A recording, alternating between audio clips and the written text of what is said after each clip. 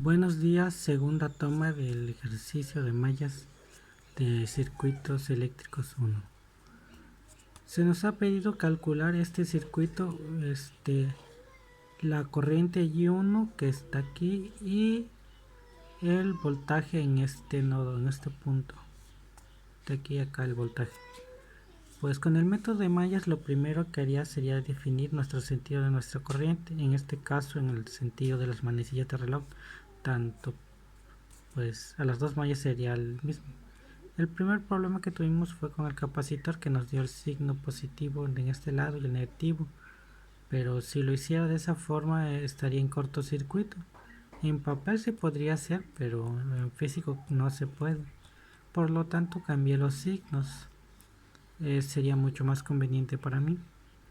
Comenzando el problema calculando la reactancia tanto de nuestro capacitor 1 como de nuestro capacitor 2. Para nuestro capacitor 1 nos dio menos J 10.000 ohms y para nuestro capacitor 2 nos dio menos 5.000 J. También ya cambiamos el voltaje de la fuente, que nos venía dado originalmente 10 coseno de 100, pero se pasa directamente a 10 con un ángulo de 0 de nuestra fuente.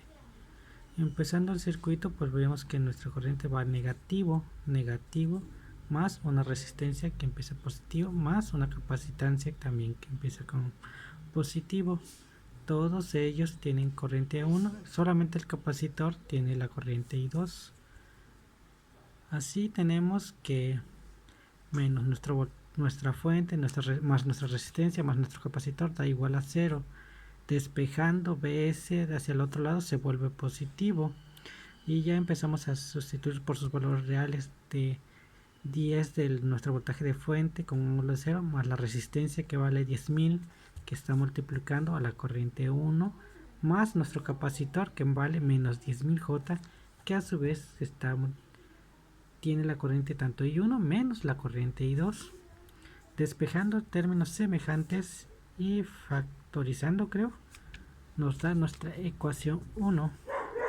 Esta sería nuestra primera ecuación.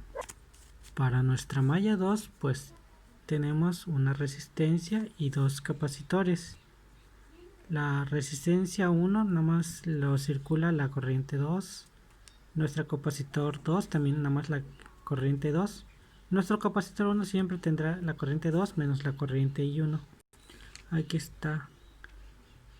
Positivo resistencia, positivo capacitor 2, positivo capacitor 1, que es igual a 0. Sustituyendo por sus valores reales, que son 10.000 por la corriente 2, nuestro capacitor, que nada más tiene la corriente I2 en este caso, el capacitor 1, que tiene la corriente tanto 2 como 1. Ya después positivo por negativo es negativo, negativo por positivo es negativo, negativo por negativo es positivo, y empezamos agrupando términos de I2, I2, I2, este solamente es I1. Empezando términos semejantes y reduciendo nos da nuestra ecuación 2. Después despejaríamos la corriente 1 de nuestra ecuación 2. En este caso nuestra corriente 1 va acompañado de 10.000 J positivo. Al despejarlo pues se vuelve negativo. Y volviéndolo a pasar del otro lado pues está multiplicando y pasa dividiendo. Aquí ya tendríamos nuestra I1. El problema es que tiene una J en el denominador. Para deshacernos de ellas, pues tendríamos que multiplicarlo por J.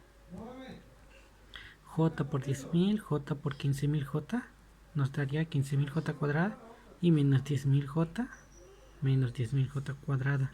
J cuadrada pues es equivalente a menos 1. Aquí ya tenemos 15.000 menos 1, menos por menos se vuelve más, menos por menos se vuelve más. 10 entre 10 pues se vuelve 1, una J. 15.000 entre 10 sería pues 1.5, que sigue multiplicando a la corriente I2.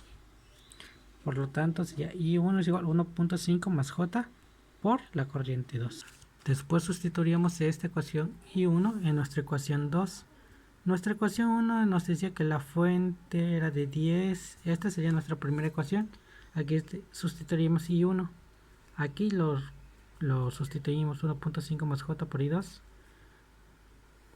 Ya después, esto lo hice con la calculadora, multipliqué estos dos términos rectangulares.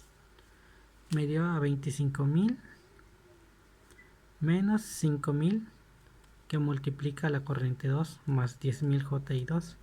Después solamente agrupé términos semejantes y me quedó esta fórmula de 25.000 más 5.000 j en i2, que posteriormente tendría que transformar a su forma polar. Aquí tenemos no me acuerdo cómo se llama el teorema, pero dice que si el ángulo tendríamos que pasarlo del signo contrario al dividirlo.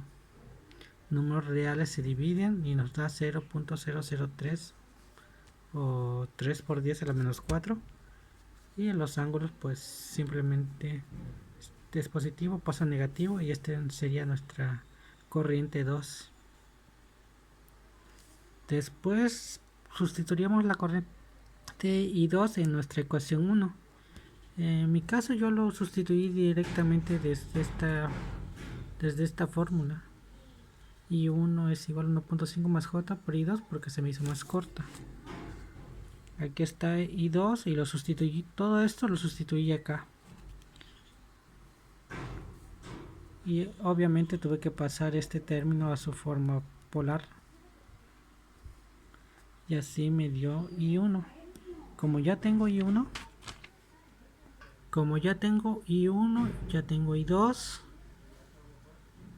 O sea, ya tengo la resistencia y ya tengo la corriente. Ya puedo calcular cuál es el voltaje en este punto, ya que ya tengo. Pues el voltaje sería I1 más la voltaje es igual a la intensidad por resistencia.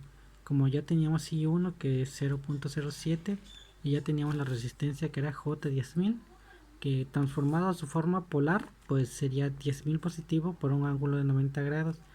Ángulos se suman y 0.07 por 10.000 nos da a 0.7 voltios con un ángulo de 112 grados. Y eso sería todo de mi parte. Buen día.